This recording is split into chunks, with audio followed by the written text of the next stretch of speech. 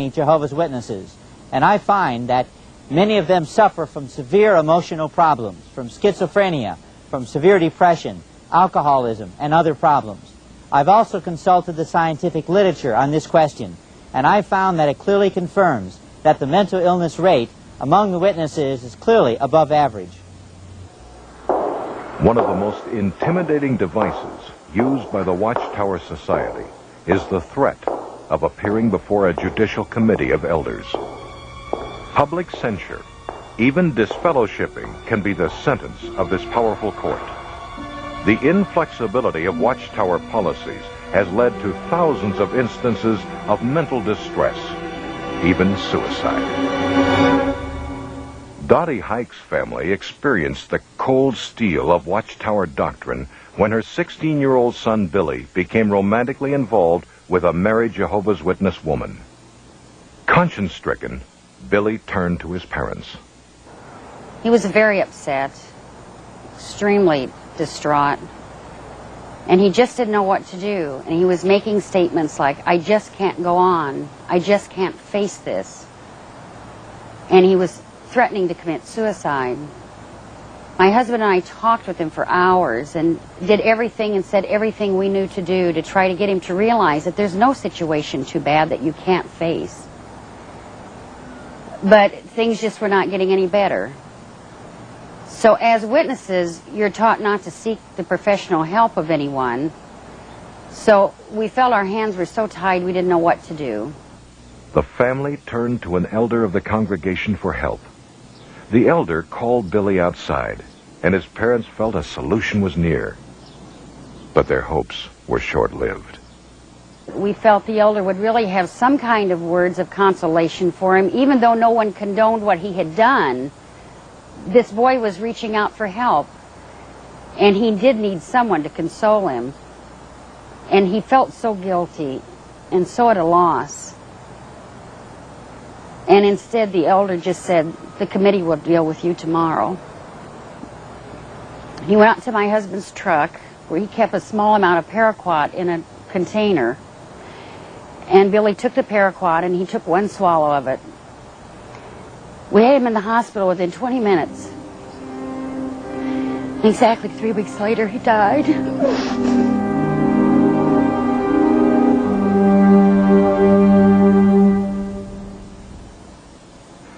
Did the witness congregation respond with compassion to this tragedy? Billy's sister, Rhonda. When he died, it really devastated me. At his memorial service, none of his friends that he'd known all of his life were able to attend, and that really hurt me. The Jehovah's Witnesses claim to bring the families together. Through them, my brother killed himself. My mother tried to kill herself. My two sisters and my brother will not speak to me. My grandmother will not speak to me. She wouldn't let me see my grandfather before he passed away. They didn't bring our family close together. They nearly totally destroyed it. While the members of the governing body may escape blame for the death of one desperate boy, they can hardly escape responsibility for their policies in the African country of Malawi. Policies that left thousands of witnesses raped, homeless, or dead. In the mid-1960s, in the African country of Malawi, all citizens were ordered by the government to purchase a 25-cent party identification card. Jehovah's Witnesses were forbidden by the Watchtower Society's branch office from complying with that law. As a result, Jehovah's Witnesses suffered a terrible persecution.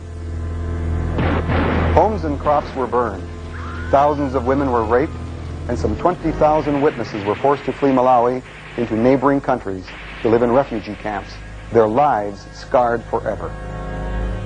Now, Jehovah's Witnesses are taught that it's a sin to be involved in any way with politics.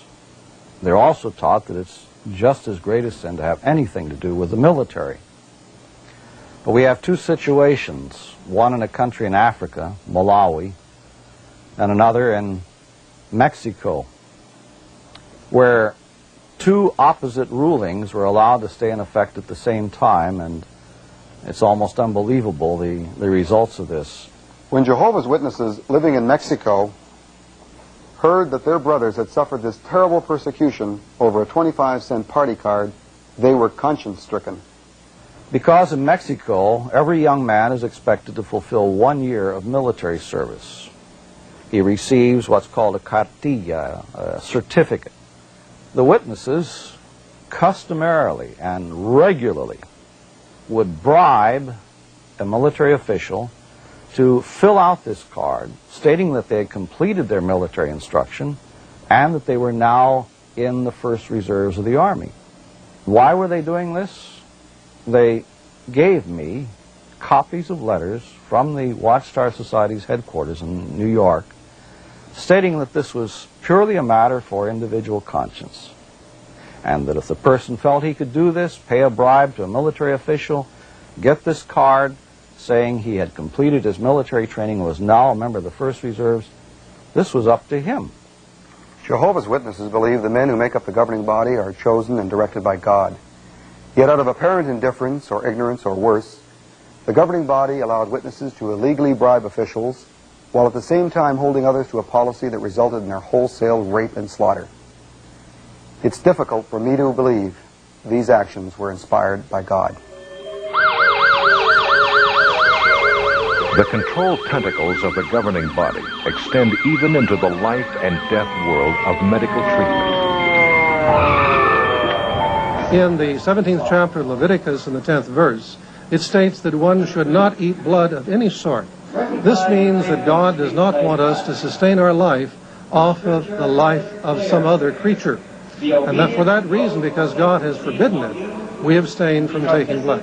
The blood issue in the back of our minds was bothering us because as Jehovah's Witnesses, if we freely gave a blood transfusion to our daughter, we'd be excommunicated, we'd be disfellowshipped. Well, the doctors finally came to our room and it was just like an ultimatum. They said, listen, we know from our records that you're a Jehovah's Witness. We know that you don't take blood transfusions. And the doctor looked me straight in the eye and said, Mr. and Mrs. Blizzard, you have to make a decision, yes or no, whether your child lives or dies.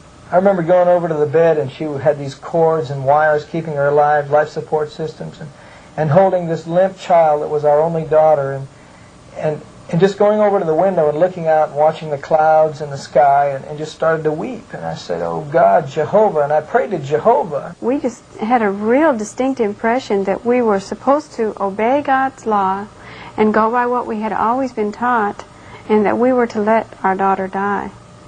And so we just called the doctors back in and told them that we had just had to let her die, that we had to obey God's law. About a half an hour later, a sheriff deputy came to our room and gave my wife and I both citations, and they told us that a court order has already been issued, your daughter is going to get the blood, and they also warned the staff of the hospital not to allow us to take Jenny out of the hospital. And we were charged with child neglect and abuse. The witnesses, there was multitudes of them that came up to the room, just swarmed the room, tried to giving us Watchtower articles about artificial blood, and you just can't let your child take that blood, and just putting this heavy guilt trip on us. The elders were relieved to find out that there was still time to get Jenny out of the hospital, and they would come up to me and say, hey, I've got a plan. We can get her, we can hire a helicopter, we can sneak her out of this hospital, just unhook the tubes, and we're gone. And I said, wait a minute.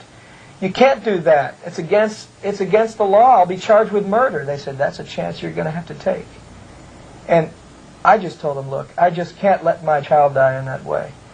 And the elders were just so upset. They left in a huff. They were mad. And one of the elders said on the way out, he looked me in the eye and said, you know what? I hope your daughter gets hepatitis from that blood. And that was just the straw that broke the camel's back. I was just broken here. My own people, God's organization, turning against me, cursing me, because I just wanted to see my child live. And so they left. And we were all alone. Even my own parents didn't come see us. I think many times Jehovah's Witnesses have really never thought the blood thing through. It's either right or it's wrong. If it's wrong, the Watchtower Society is guilty of causing the deaths of thousands of people. That's wrong. It's evil. I think the evil needs to be seen for what it is. It's this concept, this organizational concept, that the organization is everything. You see, Jehovah's Witnesses believe that